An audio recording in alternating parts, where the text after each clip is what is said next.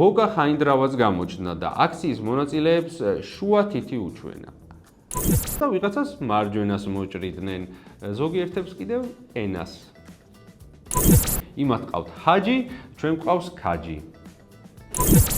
გამარჯობა.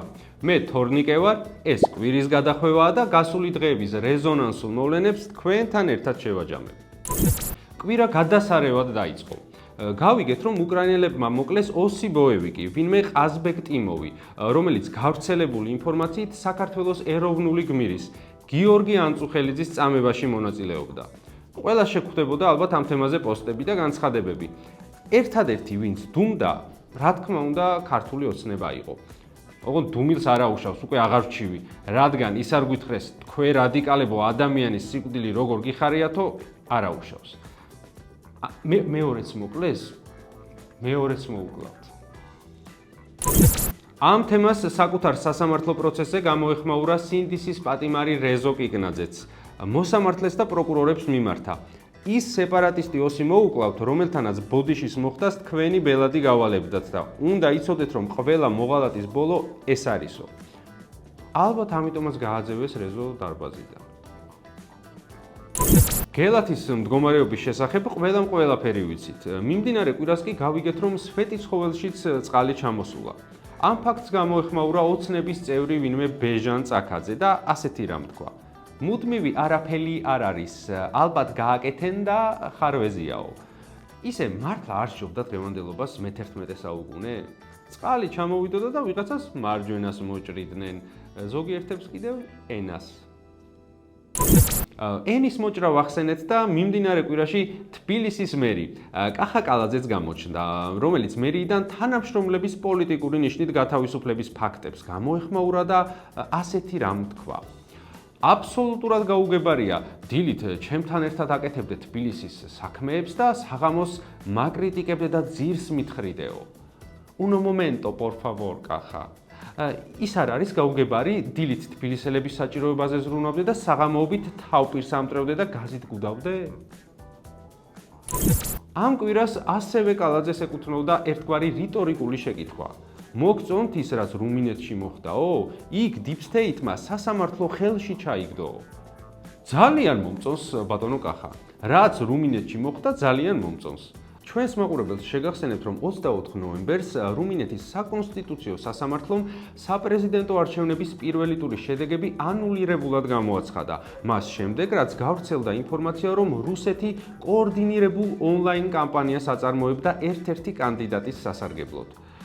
ზოგადად რუმინელების ძალიან მომწონს პირადად მე. იმათ ყავთ ჰაჯი, ჩვენ ყავს ქაჯი. თავხედო ნაძირალა. მიმდინარე კვირაში არაერთი ყბა ჩამოსაგდები მოვლენა მოხდა საზოგადოებრივ მაუწყებელთან დაკავშირებით. ჯერ იყო და ბორდის ქოცმაცუნა წევრები შეიკრიბნენ და იჭორავეს. ეს ნინო ზაუტაშვილები და ვასილ ივანოვ ჩიქოვანები მგონი რაღაც უფრო მასშტაბურს აშავებენ და მოდი პროკურატურას გადავცეთ მაგათი საქმეო, რადგან ჩვენი კომპეტენცია ამის იქით ვეღარ მიდისო. და იმათაც თუ არ ეყოთ კომპეტენცია, მე რა ვშვრებით. პირდაპირ ხარება ხო არ ჩაგვერია საქმეში. რა უნდა ამ ხელაწრეების თქმა? საზოგადოებრივ მაუწყებელთან დაკავშირებით კიდევ ის მოხდა, რომ გავიგეთ კახა მელიქიძე საქართველოს სომხეთის მატჩზე რეჟისორი აღარ იქნებაო. რატომ? აბა აი რის გამო მიიღეს ეს გადაწყვეტილება თქვენი აზრით? იქნებ აგვიანებდა ხოლმე სამსახურში, იქნებ საერთაშორისო კვალიფიკაცია არ ყოფნიდა. არ ვიცი, იქნებ ვასილ მაღალაფერიძე შეავიწრო. მოკლედ, არც ერთი აქედან. ეს საკადრო გადაწყვეტილება საზმაუ მელიქიძის ამ განცხადების შემდეგ მიიღო. რუსიომ დამირეკა და მითხრა, რომ კახაო ხო იციო შენო მოემზადეო, რაც შეიძლება მეტიო, უნდა ვანახოთო ეთერშიო პრემიერ-მინისტრიო. ანუ ტიპი რეპორტაჟებიდან მოხსნეს იმის გამო, კობახიძეს საკმარისად ხშირად არაჩვენებო. ბატონო კახა, სულ შეეშვით ამათ. წადით სადმე სხვა სფეროში. ოღონდ ისეთში არა, რომ იქ უფრო ხშირად მოგიწიოთ ეგეთების ჩვენება. ასევე საზმაუს ეთერში განგვიმარტა მარიამ შენგელიამ საკუთარი სიმღერის სახელის მნიშვნელობა. რა თქმა უნდა, ცხადია მშვიდობა, freedom ქვია სიმღერას და შესაბამისად ნათელი და ცხადია, რომ ეს არის ძალიან დიდი მესიჯი. მეგობრებო, ერთი იდეა მაქვს. მოდით აი ChatGPT-ს ვკითხოთ, რას ნიშნავს სიტყვა freedom ქართულად. Hello ChatGPT, what's Georgian word of freedom? One eternity later.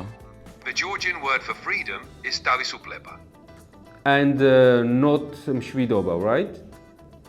That's correct. ქვეყანაში საპროტესტო აქციები კვლავაც გრძელდება. ერთ-ერთი მსვლელობისას მომიტინგეებმა ცრუ მოწმე პოლიციელი ამოიცნეს და შესაბამისი რეაქციით შეხვდნენ.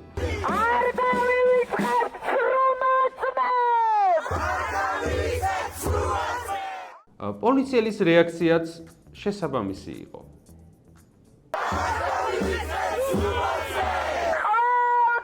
Oh, okay. რაც შეეხება საერთაშორისო პოლიტიკას, ამერიკის შეერთებული შტატების სახელმწიფო დეპარტამენტის ცნობით, მარკო რუბიო ტელეფონით ესაუბრა სომხეთის პრემიერ-მინისტრ ნიკოლ ფაშინიანს. მათ როგორც სტრატეგიულმა პარტნიორებმა განიხილეს ამერიკის შეერთებული შტატებისა და სომხეთის საერთო ინტერესები. მერე კობახიძეს უთხოვია ფაშინიანისთვის დინამო არენაზე, მეც მომეცი რა გეხოცები რუბიოს ნომერიო. როგორც მოგეხსენებათ, რადიო თავისუფლების გადარჩენისთვის დიდი ბრძოლა მიდის და ამ მედიას სოლიდარობა ევროკომისიის პრეზიდენტმა ურსულა ფონ დერ ლაიენმაც გამოუცხადა. აქეთ ირაკლი რუხაძეა ჩასაფრებული, როგორც ამბობენ, ქართული ოფისის შეძენას აპირებსო. ისე მთლიანად რო იყიდოს, ვერ გაგაჩავს ვითო? ხო რა, იყიდოს და რადიო თავისუფლების ნაცვლად გვექნება რადიო მშვიდობა. მიმდინარე კვირის მთავარი თემა მაინც წულუკიანის ეგრეთ წოდებული საგამოძიებო კომისია გახლდათ, რომელიც ვითომ და ნაცების საქმიანობას შეისწავლის, რომელზეც პირველ რიგში ჯერ ბადრი ჯაფარიძე და მამუკა ხაზარაძე დაიბარეს, რომლებიც არ გამოცხადდნენ. ოღონდ ვერ გავიგე კარგად ეგენი რატომ დაიბარეს. ალბათ უნდა ეკითხათ, მიშას ხომ არ აფინანსებდითო? ისე მე ვიცი მიშას ვინ აფინანსებდა. ერთი სოლოლაკელი კაცია, ნე და იმასაც თუ დაიბარებენ. ისე ამავე კომისიის ფარგლებში თეა წულუკიანმა ქართველ გენერალს ზაზა გოგავას რაღაც ოქმი წაუკითხა, სადაც ეწერა, რომ ქართველებმა შესდომით ერთმანეთს ესროლესო. ქვედანაყოფი მოექცა საკუთარი ცეცხლის ქვეშ. აღარ გააგრძელოთ მეტი ალბაზონცია რა. რა ვიცი, რუსეთი რომ ოკუპანტია, ხომ დააყენეს უკვე კითხვის ნიშნის ქვეშ. ყველაფერი ნაცების ბრალი რომ უნდა გამოვიდეს, ესეც ხომ ცხადია. და რა ვიცი, ბარემ თუ გვეტყვიან, რომ რუსეთის ნაცვლად ქართველები ესროდნენ ერთმანეთს, ერთი ეგ გადარჩა. ამავე სხდომაზე შევიტყვეთ, რომ თეა წულუკიანს ყურში კარგად არ ესმის.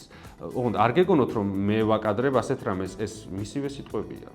გეოგრაფიაც ბევრ შუაშია ჩვენს ბევრ უბედურებაში ისტორიულად, მაგრამ მე თუ ყურში კარგად მესმის, მან თქვა ბიოგრაფია. ეს თქვენი ბრალი არ არის, ეს თქვენი გეოგრაფიის ბრალი არის. არასკევს პარლამენტის შენობასთან გოგა ხაინდრავაც გამოჩნდა და აქციის მონაწილეებს შუა თითი უჩვენა. საინტერესოა, რომ ხაინდრავას ზუსტად ისეთი ხუდი ეცვა, როგორიც დაახლოებით 23 წლის წინ, როცა სახელმწიფო გადატრიალებაში მონაწილეობდა სიგუას და კიტოვანის მხარდამხარ. რატო არაფერს და არ აღავებთ აქ? სიგუას და კიტოვანს აგინებენ აქ ზოგიერთები. მამუკა მდინარაძემ ჩვენთვის ყველასთვის საყვარელ და სამაგალითო მებრძოლ გოგონას ანა ყაულაშვილს მესიჯებით აგინა. შემდეგ ეს ამბავი რომ გასკდა და სხვებმაც მისწერეს მამუკას მოსაკითხად, იმავე ნომრიდან მოვიდა შეტყობინება. მამუკა არ ვარ, სხვა ვარო. მეორე დღეს მას შემდეგ რაც მდინარაძე მიხვდა რომ ამ ყველაფრის უარყოფა და ტყუილი არ გამოუვიდო და აღიარა და ბოდიშიც მოიხადა. საწყალი მამუკა ძალიან დაიბნა, ეთყობა, თორემ ასე შეეცვალოს მას საკუთარი განცხადებები, მე მაგალითად არ მახსენდება. გადაცემის დასასრულს გეტყვით, რომ ანწუხელიძე უკვდავია და ვისაც ეს ფრაზა აღიზიანებს, იმის მოღალატე დედაც მომავალ შეხვედრამდე.